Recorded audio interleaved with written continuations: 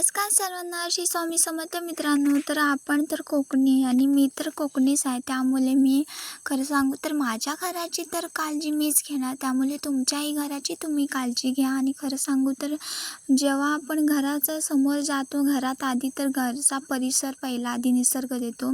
जेव्हा आपण घराच्या उंबरठा ओलांडून घरात येतो ना, तेव्हा पहिलं तर आपल्याला घराचा पहिला तर उंबरठाच दिसतो आणि तो सुंदर असला म्हणजे पुढची पावलंही सुंदर असतात, असं त्याचा अर्थ होतो. त्यामुळे तुम्ही जे काही काही लोकं अमावस्या किंवा त्यांचे मेन उपवासाचे वार असतात ना, त्या दिवशी हे उंबरठ्याचं लेपन, हळदीचं लेपन करतात आणि त्याचे खरं सांगू तर फायदे तर खूपच भारी आहेत. तर मी ते फटाफट सांगते आणि ह्याला काय काय लागतं तेही सांगते डिटेल.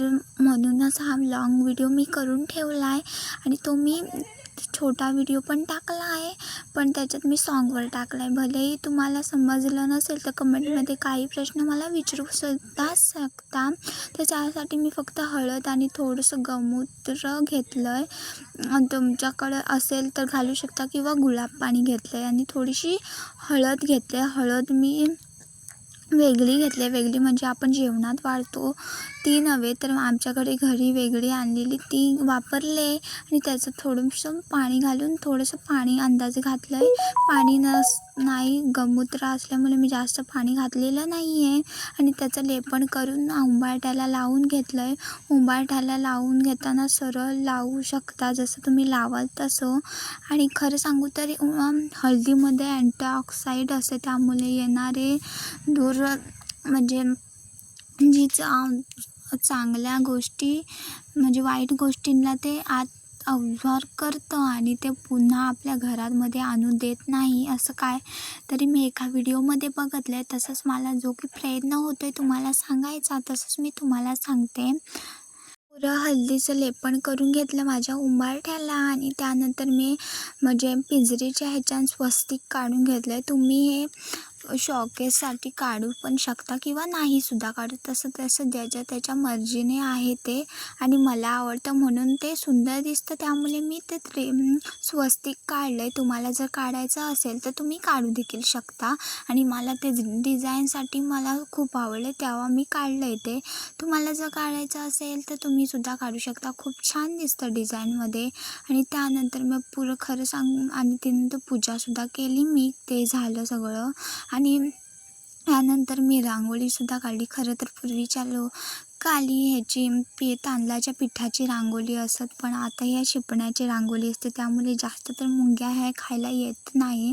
पूर्वी अगोदर करायचे का तर त्या मुंग्यांना काहीतरी खाणं मिळावं म्हणून, पण आता काय आता वेगवेगळ्या पद्धतीने पुढे सरकत चाललो आहे, तसं काय हेच होत चाललं. त्यानंतर मी अशी फुलाची मस्तपैकी डिझाईन काढली आहे. तर ह्या म्हणजे मी मेन पॉईंट आहे तो फक्त मला तुम्हाला दाखवायचा आहे, तो म्हणजे फक्त ही हळदीचं लेपन. खरं सांगू तर मी एका म्हणजे सिंपल घरातून वाढलेली आहे आणि माझं खरं सांगू तर मी हे जे सगळं करते ना, त्याच्यातून खरंच मला घरात माझी शांती येते असं वाटतं. तुम्हाला जर घरात असं कोणी भांडण वगैरे होत असेल ना, तर हा एक टास्क म्हणून तर नाही, जर एकदा सकाळी जर खरं सांगू तर वेळ भेटला ना, तर खरं सांगते तर एकदा तरी आठवड्यातून हा हळदीचा लेपन करा घरात. जो वादविवाद होतो ना तुमच्या घरात, तो जरा तरी शांत होईल खरं सांगू तर. आणि त्यानंतर मी खरं सांगू तर मी हे स्वतः अनुभवलं म्हणून तुम्हाला सांगते. आणि त्यानंतर मग थोडीशी रांगोळी वगैरे काढली, त्याच्यातच माझा बराच वेळ गेला. खरं सांगू तर मी एक गोष्ट करायला गेले ना, तर खरंच मनःपूर्वक करते आणि खरं सांगू तर प्रत्येक गोष्ट ही मनापासून होते असं नाही, पण ज्या गोष्टीला तुम्ही मन लावून कराल ना, तसंच तुमचं ताटात येईल. म्हणजे जे तुम्ही करताय ना, एखादं उदाहरण तर सांगू तर तुमची कर्म तसं तुमच्या ताटात.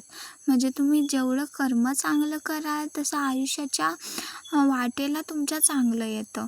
तसंच ते असं आहे, जेव्हा तुम्ही एखादं काम जर ठरवलं आहे, मनापासून करताय, तर ही गोष्टसुद्धा मनापासूनच करा. आणि मी त्याच्यानंतर रांगोळी वगैरे काढली आणि हळदीचं लेपन खरंच खूप फायदे आहेत ह्याचे.